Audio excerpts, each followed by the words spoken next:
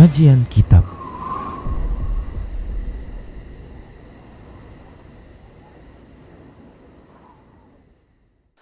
Assalamualaikum warahmatullahi wabarakatuh.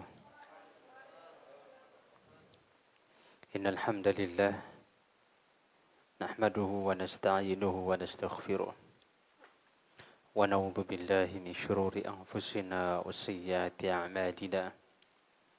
May yahdihillahu fala mudilla lahu wa may yudlil fala hadiya lahu. Asyhadu an la ilaha illallah wahdahu la syarika lahu wa asyhadu anna Muhammadan abduhu wa rasuluhu alladzi la nabiyya ba'd. Ya ayyuhalladzina amanu taqullaha haqqa tuqatih wa la tamutunna illa wa antum muslimun.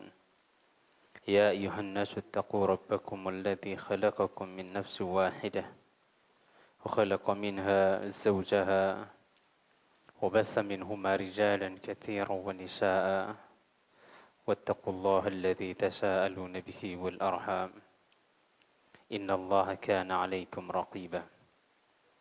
يا أيها الذين آمنوا اتقوا الله وقولوا قولا سديدا يصلح لكم أعمالكم ويغفر لكم ذنوبكم ومن يطع الله ورسوله فقد فاز فوزا عظيما أما بعد فإن أحسن الكلام كلام الله وخير الهدى هدى المصطفى صلى الله عليه وسلم وشر الأمور محدثاتها وكل محدثة بدعة وكل بدعة ضلالة وكل ضلالة في النار. Para ikhwah dan akhwat yang semoga dirahmati Allah Subhanahu wa taala. Alhamdulillah kita bersyukur kepada Allah Subhanahu wa taala malam hari ini Allah memberikan kita kesempatan sehingga kita bisa melanjutkan kajian kita pada kitab Khulasah Ta'zimil Ilm, ringkasan memuliakan ilmu atau pengagungan terhadap ilmu yang dikarang oleh Syekh Saleh Al-Utsaimin hafizahullahu ta'ala. Dan alhamdulillah malam hari ini kita akan masuk pada pembahasan yang ke-13. Salawat serta salam semoga tercurahkan kepada Nabi Muhammad sallallahu alaihi wasallam, kepada keluarganya, para sahabatnya, dan kepada orang-orang yang senantiasa mengikuti mereka hingga hari kiamat nanti. Kita akan lanjutkan pada prinsip yang ke-13. Muallif atau penulis berkata, Al-Maqidu Al-Thalith Ashar. Prinsip yang ke-13. Badlul juhdi fi tahaffudil ilmi wal mudzakarati bihi wassu'ali anhu, yaitu maksimal berjuang menjaga ilmu, maksimal berjuang dalam mencari dan menjaga ilmu. Bab ini menjelaskan bahwa ilmu itu didapatkan butuh perjuangan. Setelah didapatkan dengan perjuangan, maka untuk menjaga ilmu itu juga membutuhkan perjuangan. Kita melihat kisah-kisah para salaf atau cerita-cerita para salaf, bagaimana dahulu mereka menuntut ilmu dan bagaimana dahulu mereka belajar. Diceritakan Jabir bin Abdullah radhiyallahu taala anhu. Jabir bin Abdullah radhiyallahu taala anhu, salah satu sahabat Nabi kita Muhammad sallallahu alaihi wasallam, mendengar bahwa di Syam ada salah satu sahabat Nabi yang meriwayatkan hadis dari Nabi kita Muhammad sallallahu alaihi wasallam yang mana hadis tersebut belum pernah dia dengar.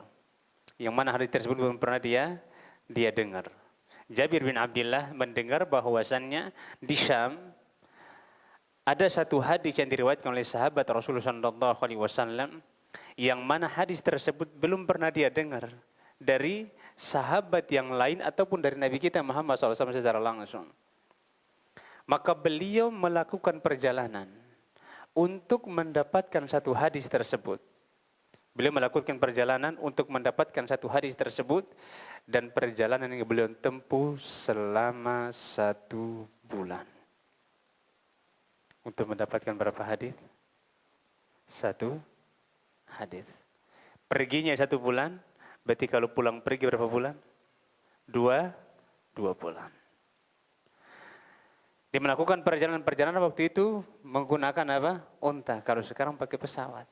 Karena jarak Madinah dengan Syam itu luar biasa jauhnya. Maka dia melakukan perjalanan selama 1 bulan, jauhnya 1 bulan, untuk mendengar 1 hadis yang belum pernah dia dengar Nabi kita Muhammad SAW. Sampai ke Syam. Maka dia berjumpa dengan sahabat, anak lupa namanya. Dia mengatakan kepada penjaga pintu, sampaikan kepadanya bahwasannya Jabir bin Abdillah atau Jabir ingin berjumpa dengannya. Maka ketika disampaikan bahwa yang datang adalah Jabir, sahabat pun keluar. Jabir bin Abdillah, apakah Jabir bin Abdillah kau?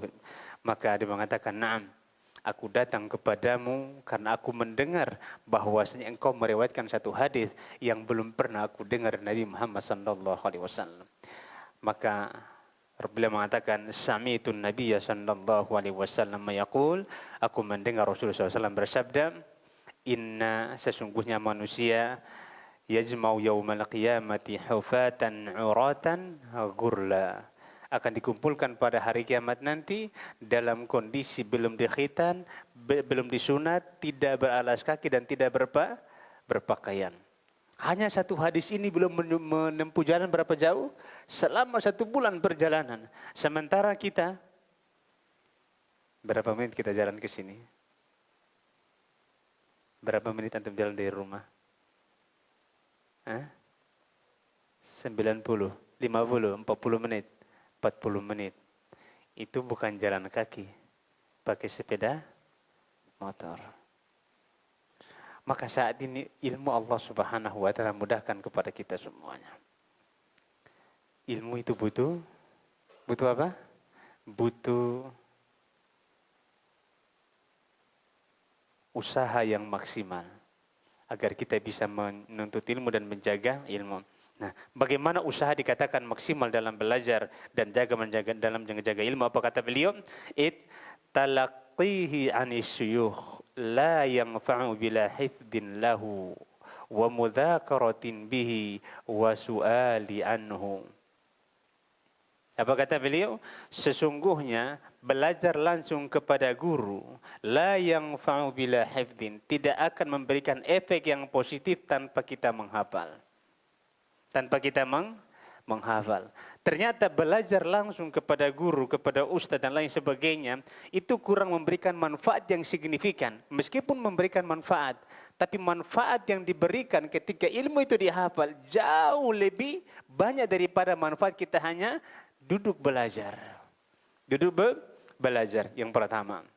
Wa mudhakaratin bihi, dan didiskusikan. Ilmu itu butuh didiskusikan. Diulang-ulang. Didiskusikan dengan teman kita.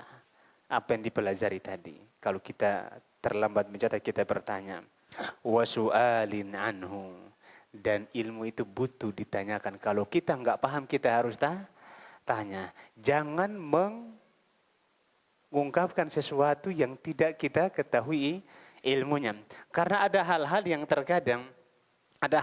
terkadang itu kita pahami, kalau kita tidak bertanya kepada guru kita, maka pemahaman itu akan menjadi keliru. Contoh, Allah Subhanahu wa ta'ala berfirman, "Innal munafiqina fid darkil asfali minan nar." Sesungguhnya orang-orang munafik itu berada di kerak neraka yang paling dasar. Berada di kerak neraka. Berarti ada 2 orang berselisih, berarti semua orang munafik masuk neraka. Yang satu bilang enggak semua orang munafik masuk neraka. Dua-dua ini benar atau tidak? Ya, dua-dua ini benar atau tidak? Antara A dan B benar atau tidak? Yang satu bilang semua orang munafik masuk neraka. Yang satu bilang enggak semua orang munafik masuk neraka. Dua-duanya berdebat. Yang satu bilang ini ayatnya. Innal munafiqina fid darkil asfali minan nar. Sesungguhnya orang munafik tempatnya di keran neraka.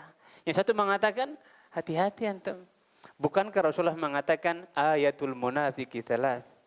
Tanda-tanda orang munafik itu ada 3. Idza haddatsa kadzaba wa idza wa'ada akhlafa wa idza atumina khan. Apabila berbicara dusta, apabila berjanji ingkari, apabila diberi amanah dia berkhianat. Munafik atau tidak? Munafik, berarti masuk neraka juga. Dalam kondisi seperti ini, maka kita butuh bertanya kepada guru kita. Dan ilmu itu harus ditanyakan. Ketika antum tanyakan kepada guru, Ustaz, ini bagaimana? Maka Ustaz akan menjawab, yang A betul, yang B betul.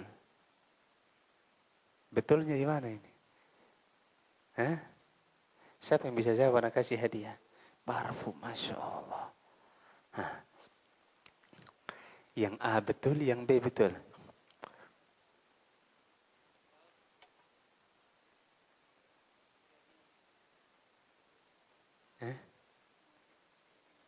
Munafik, keyakinan. Ya. Kalau yang kedua, amali, qauli. Nah, Masya Allah, betul. Antum belajar di mana? Insyaallah, barakallahu fiik. Betul. Jawaban beliau betul. Yang pasti masuk neraka itu adalah nifaqul i'tiqadi. Munafikul i'tiqadi. Apabila kemunafikannya berkaitan dengan i'tiqad, keyakinan, maka udah pasti dia masuk neraka. Artinya apa? Menampakkan keislamannya tapi di batinnya menyembunyikan kekufuran. Adapun yang kedua, yaitu munafiknya secara apa? Secara amali, amal perbuatannya saja. Adapun i'tiqadnya tidak munafik. Maka kedua-duanya apa? Yang kekal di neraka yang mana? Munafiqul i'tiqadi. Orang munafik yang berkaitan dengan keyakinan. Dia menampakkan keislamannya, tapi dalam hatinya menyembunyikan kekufuran. Maka ada 3 yang harus dilakukan untuk menyempurnakan semangat kita dalam belajar dan untuk menyempurnakan perjuangan kita dalam menjaga ilmu. Yang pertama adalah al-hifdzu, dihafal. Yang kedua apa santri? Didiskusikan, diulang-ulangi. Dan yang ketiga, ditanyakan. Kalau kita enggak paham, maka kita harus tanyakan. Apa kata beliau? Fahaulai tahaqqaqu fi qalbi talibi ilmin ta'zimahu. Apa kata beliau? 3 hal di atas. 3 hal jika diaplikasikan oleh seorang penuntut ilmu, maka kedudukan ilmu dalam hatinya akan semakin agung, akan semakin besar. Jika seorang penuntut ilmu selain dia talaki kepada gurunya, belajar langsung kepada gurunya, kemudian dia menghafal ilmu tersebut, kemudian setelah dia hafal dia mudzakarah. Karena terkadang orang yang sudah menghafal dia menganggap dia sudah mutkin, ternyata disetorkan kepada temannya banyak salahnya. Kadang-kadang harokatnya, kadang-kadang wakafnya, kadang-kadang makhorijul hurufnya, yang mana kalau dia hafal sendirian dia menganggap itu sudah benar. Tapi ketika disetorkan kepada temannya, ternyata banyak yang masih salah. Maka ini butuh apa? Butuh mudzakarah. Butuh mudzakarah. Dan ada yang tidak ditanyakan maka harus ada yang tidak dipahami maka harus ditanyakan. Dan jangan malu bertanya. Jangan malu berarti kenapa? Karena 3 hal tersebut kata beliau merupakan apabila dilakukan maka 3 hal tersebut akan menumbuhkan dalam hati seorang penuntut ilmu ta'zimal ilmi, pengagungan terhadap ilmu. Dan subhanallah, ilmu itu harus diulang-ulang, akan kita bahas insyaallah taala bagaimana para ulama kita dahulu mengulang-ulang. Beliau mengatakan bikamalil iltifati ilaihi wal istighali bihi. Bagaimana caranya?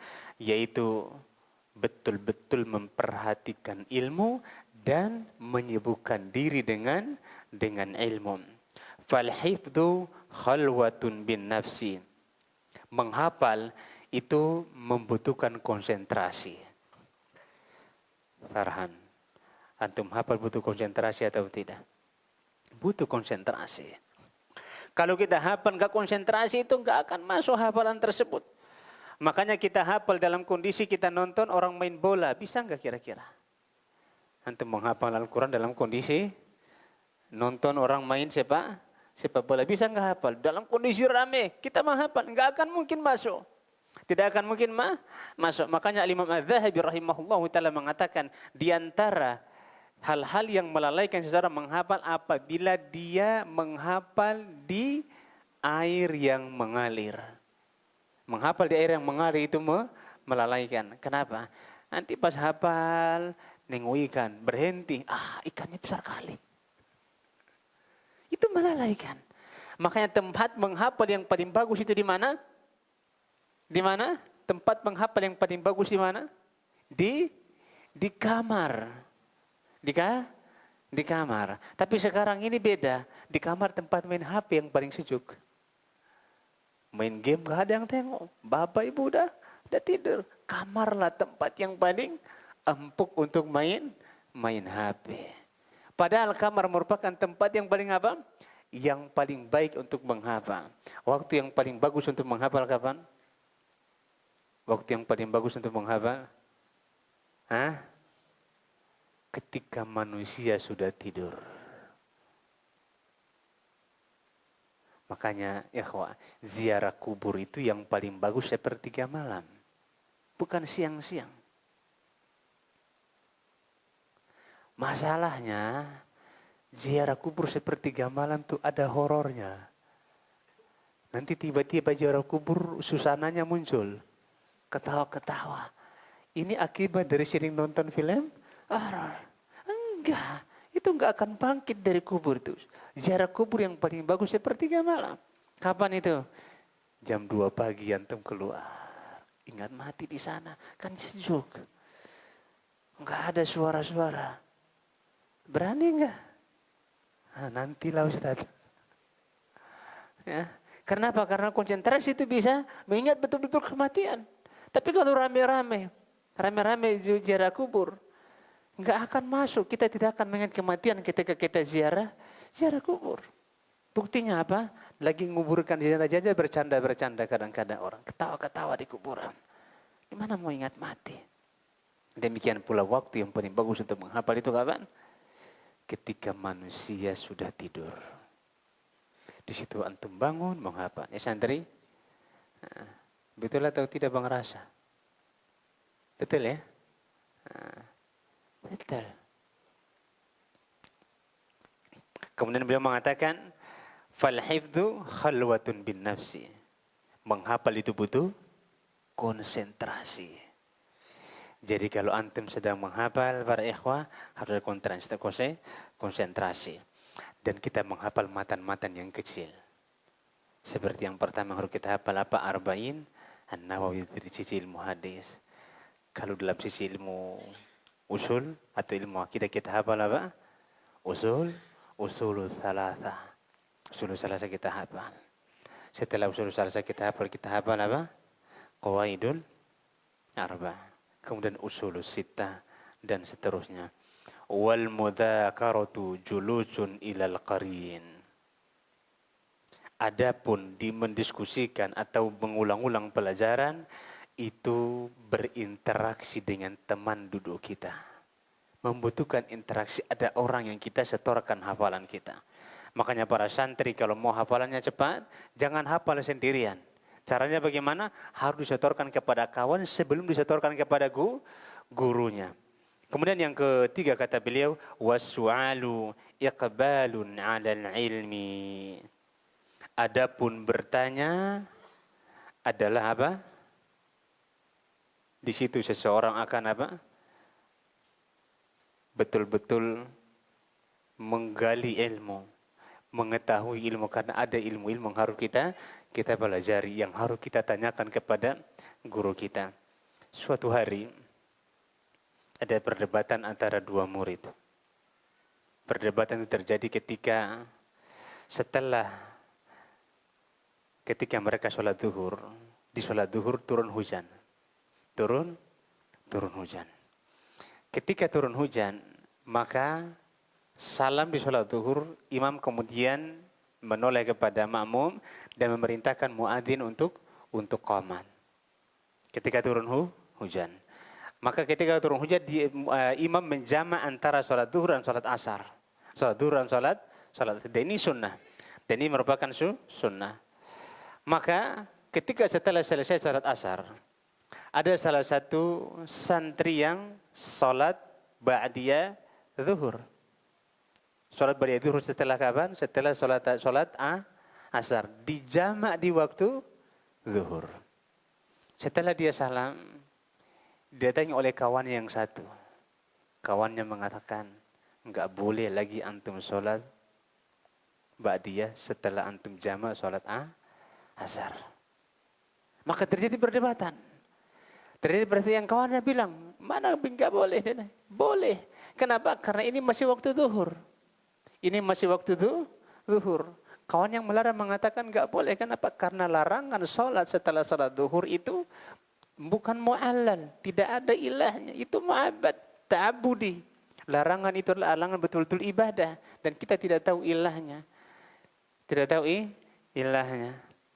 Itu larangannya betul-betul semata-mata ibadah mahdhah, bukan ibadah mu'allal. Maka terjadi perdebatan.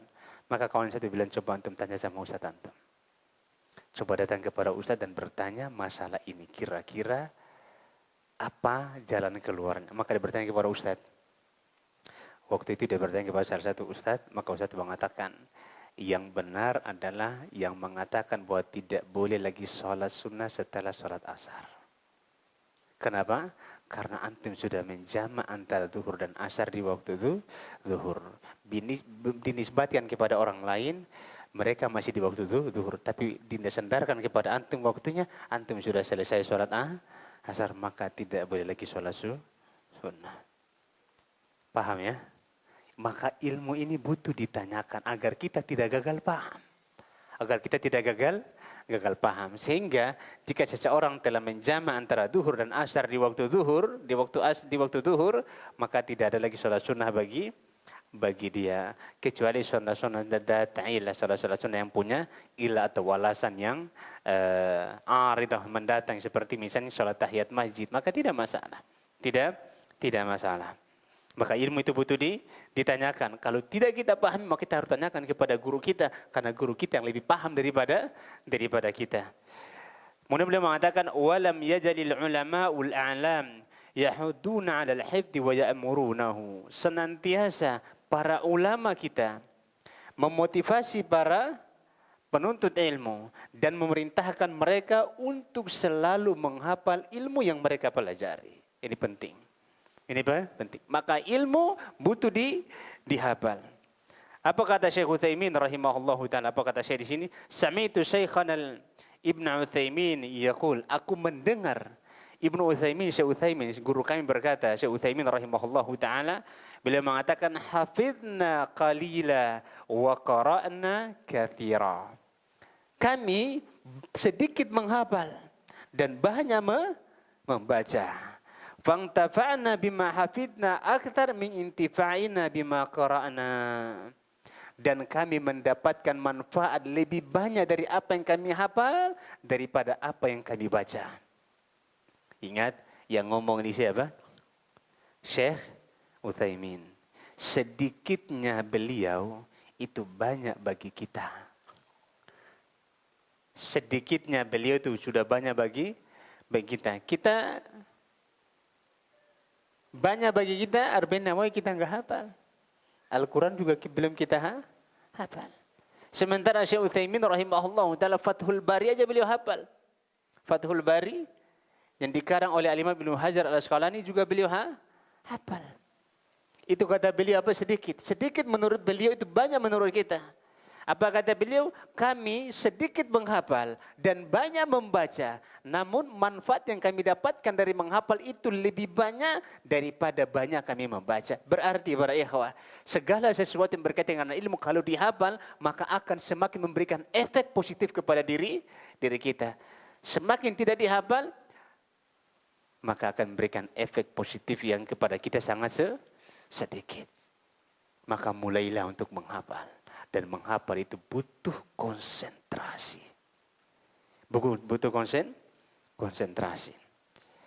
Wabil mudzakarati tadumu hayatul ilmi fin nafsi wa yaqwa ta'alluquhu biha.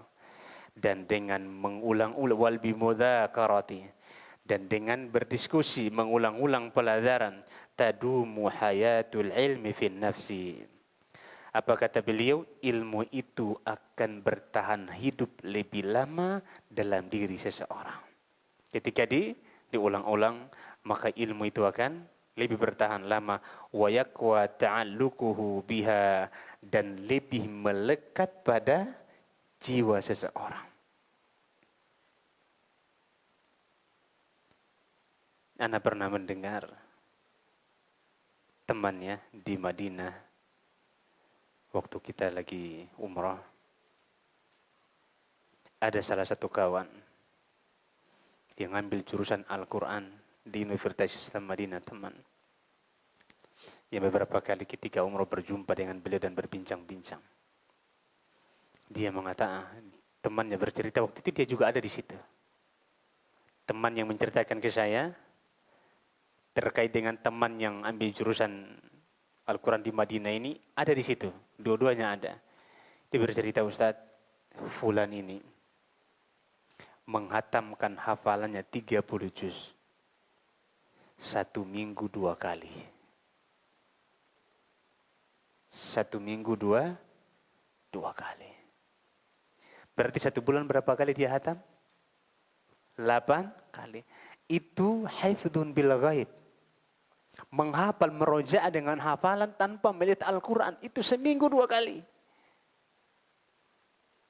Dan semakin diulang-ulang, akan semakin apa?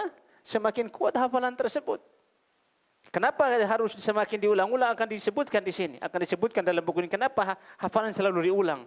Karena kalau tidak diulangi, apa efeknya? Apa efeknya? Dan dia menghatamkan Al-Qurannya 1 hari, 1 minggu 2 kali. Ketika Anda mendengar kajian Ustadz Abdul Aziz hafizahullah ta'ala, beliau mencerita di Afrika atau di Sudan, itu ada seseorang syekh yang memurojaah hafalannya. Setiap hari itu 15 juz per hari. 15 juz per hari. Berarti berapa hari sekali hatam? 2 hari sekali hatam. Ustaz, nanti enggak kerja, Ustaz. Tetap kerja. Antum harus bayangkan, waktu itu diberkahi. Tanda waktu itu berkah adalah bisa mengerjakan pekerjaan yang banyak pada waktu yang ditentukan. Tanda waktu tidak berkah, pekerjaannya sedikit tapi berbelit-belit, itu tanda waktu kita enggak berkah. Dan salah satu keberkahan waktu, dan salah satu cara agar Allah mudahkan urusan kita, mulai hari kita dengan baca Al-Quran. Mulai hari kita dengan baca Al-Quran. Anak punya kawan. Dia seorang, tidak perlu kita sebutkan jabatannya, orang yang memiliki jabatan. Suatu hari dia dipindahkan di satu kota yang jauh dari keluarga dan jauh dari istri dan anak-anaknya. Dijanjikan pindah masa tugasnya itu paling cuma sekitar paling lama 6 bulan. Dia udah balik lagi ke tempat semula dia tugas awalnya di kota Medan. Maka dia dipindahkan ke kota lain. Dan dia seminggu sekali baru bisa berjumpa dengan istri dan anak-anaknya. Sampai subhanallah, berjalannya waktu 9 bulan dia masih tetap di situ. Maka suatu hari dia curhat sama anak. Dia bilang, Ustaz, berapa banyak urusan orang Ketika mereka minta tolong sama anak bantu itu cepat selesai. Tapi yang ajibnya ketika urusan anak sendiri nggak selesai-selesai. Akhirnya dia minta pindah lagi ke kota asalnya. Dan berjalan waktu sampai hampir setahun. Dia makan nasihat anak sama dia. Akhi, setiap hari kalau antum mau urusan antum mudah, jangan pernah bergantung sama manusia. Jangan pernah antum bergantung sama atasan antum. Jangan pernah antum bergantung sama siapa? Teman antum. Semua tuh nggak ada kekuatan kecuali Allah Subhanahu wa taala, dia bilang. Manusia kalau berjanji, suatu saat dia akan menjadi lemah. Kalau dia sudah tidak punya kekuasaan. Tapi mulai hari antum dengan baca Al-Quran, Allah akan mudahkan urusan antum. Subhanallah. Mulai ketika antum pulang, antum mulai praktekkan. Antum mulai amalkan. Lalu ente diamalkan atau tidak amalkan, setelah dia mendengar nasihat itu, sekitar 2 atau 3 bulan kemudian, atau 4 bulan kemudian, subhanallah. Beliau dipindahkan ke satu daerah, tapi beliau naik jabatannya. Dipromosikan untuk naik jabatan. Maka para ikhwan yang semoga dirahmati Allah Subhanahu wa taala.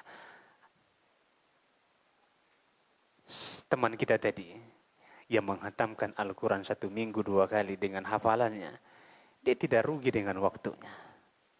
Dia tidak rugi dengan waktunya. Justru waktunya akan semakin menyenangkan dengan Al-Quran yang dia baca. Wabil mudzakarati tadumu hayatul ilmi fi nafsi. Dengan mengulang-ulang pelajaran, dengan mengulang-ulang hafalan kita, maka para santri, hafalan harus selalu diulangi. Selalu diulang-ulang. Berarti 1 juz harus dibaca berapa hari? 1 juz harus meroja berapa hari santri? 1 juz berapa hari, Marvin? 1 juz berapa hari? Bang Rasa, 1 hari meroja berapa juz? Selama mondok. 5 juz. 1 hari meroja hafalannya 5 juz. Siapa di antara antum yang sanggup? 1 hari 5 juz. Berarti berapa hari hatam? 6 hari hatam. Seminggu sekali hatam Al-Quran. Wa yaqwa ta'alluquhu biha. Dan hafalan itu akan menjadi kuat. Dia tidak hilang. Kata beliau, wal muradu bil mudzakarati mudarasatul aqrani. Yang dimaksud dengan mudzakarah, mengulang-ulang, adalah mudarasatul aqrani. Duduk belajar bersama teman, diulang-ulang bersama kawan. Artinya apa? 1 juz, 5 juz, misalnya suruh kawan yang tasmi. Kita tasmi kepada kawan-kawan, tolong dengar. Sebelum kita setorkan kepada guru kita, kita harus setorkan kepada siapa? Teman kita terlebih dahulu. Jadi teman itu baca, teman yang menyimak. Dan ketika kita salah dia ingatkan. Karena kalau kita baca sendiri, itu juga akan banyak kesalahannya. Banyak kesalahan. Sehingga ilmu itu butuh di murojaah. Makanya dahulu, dan butuh teman. Makanya dahulu Umar bin Khattab radhiyallahu ta'ala anhu punya tetangga. Karena Umar tidak bisa setiap hari untuk belajar. Maka dia mengatakan kepada tetangganya, 1 hari saya bekerja, 1 hari kamu belajar. Nanti kalau aku pulang kerja, malam aku datang kamu aku tanya kepada kamu ilmu apa yang kamu dapatkan dari Nabi Muhammad SAW. 1 hari nanti kamu yang kerja, aku yang belajar. Nanti kamu bertanya kepada aku apa yang aku dapatkan. Seterusnya seperti itu. Ini luar biasa para sahabat. Dan kita juga harus seperti itu, para santri di pesantren. Dan juga antum semuanya kalau mau ilmu itu kuat, maka murojaah. Jangan hanya dicatat, nanti setelah dicatat pulang ke rumah dibaca, di murojaah. Jangan pulang ke rumah lain gantinya. Nanti tidak melekat ilmu itu kepada kita. Makanya kita lihat subhanallah, banyak yang ngaji tapi bobot manfaat yang didapatkan itu sedikit. Kenapa? Karena tidak dihafal ilmu tersebut.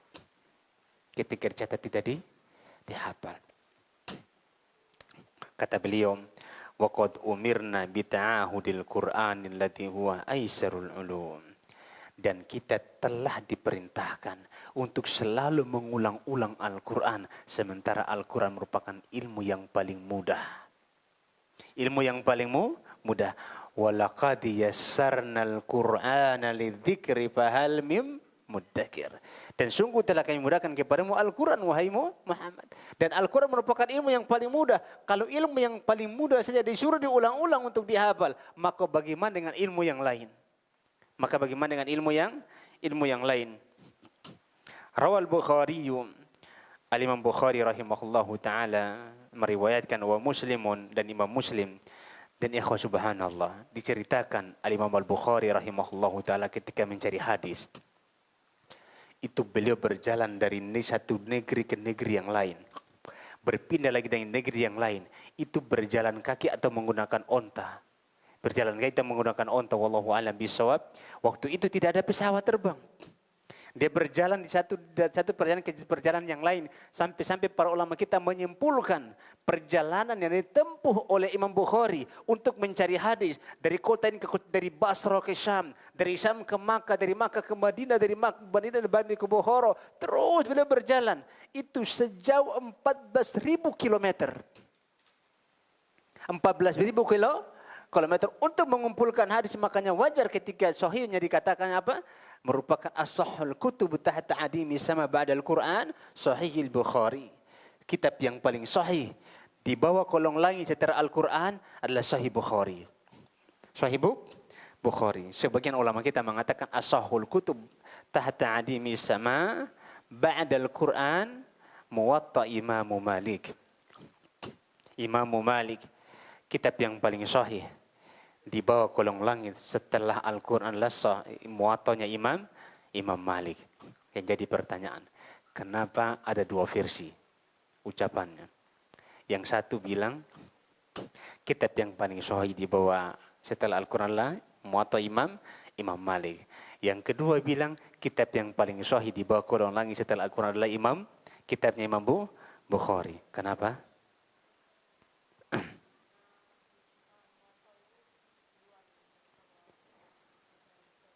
Muwatta itu duluan daripada Bukhari. Artinya apa?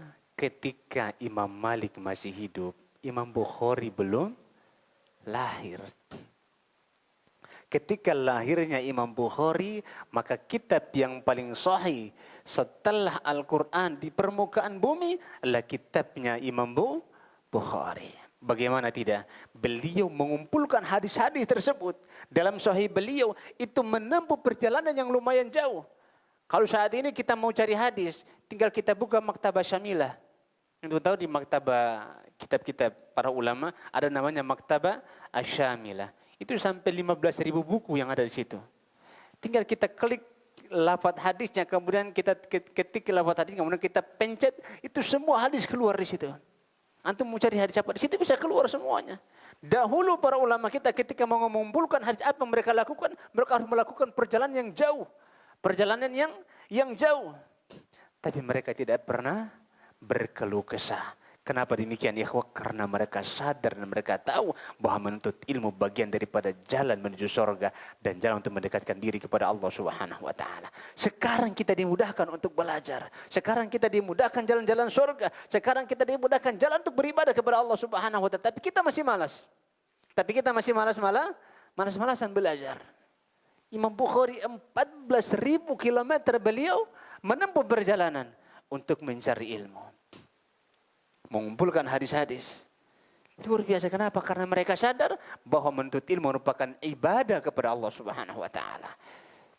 Jalan yang akan dia tempuh untuk menuju surganya Allah Subhanahu wa taala. Sampai berjalan kaki berbulan-bulan, ya. Bahkan pulang pergi membutuhkan waktu yang sangat, membutuhkan bekal yang sangat banyak. Tapi mereka tidak pernah apa? Tidak pernah bosan untuk belajar. Makin pelajaran bagi kita. Pelajaran bagi kita adalah jangan pernah bosan untuk datang ke majelis ilmu.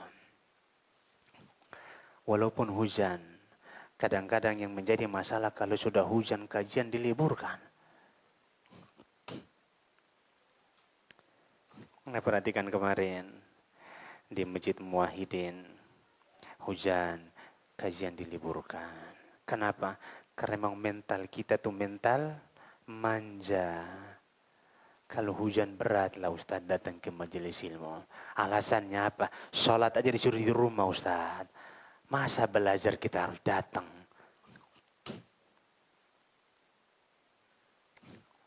Kalau seandainya Imam Bukhari nggak menempuh jalan seperti itu, dia beralasan, ngapain lah aku datang-datang capek-capek untuk ilmu hadis. Tok sholat aja ada udurnya, saya juga punya udur. Tapi beliau melakukan perjalanan, ada perjalanan satu dari kampung, satu ke kampung yang lain, kota satu ke kota yang lain. Ada para ulama kita mengatakan 1000 kilometer. Beliau berjalan. Ada yang mengatakan 450 kilometer. 450 kilometer sebagaimana perjalanan dari Madinah ke Makkah itu 450 kilo. Itu jalan beliau. Entah pakai onta atau pakai kakinya. Ini semangatnya luar biasa. Sementara kita loyonya minta ampun. Makanya Al-Imam Muslim rahimahullahu ta'ala dalam sahihnya beliau membawakan sebuah ungkapan. Yang mana ungkapan ini kalau tidak salah ungkapan milik, habis waktu kita. Masih banyak ini. Kita lanjut. Atau kita tutup.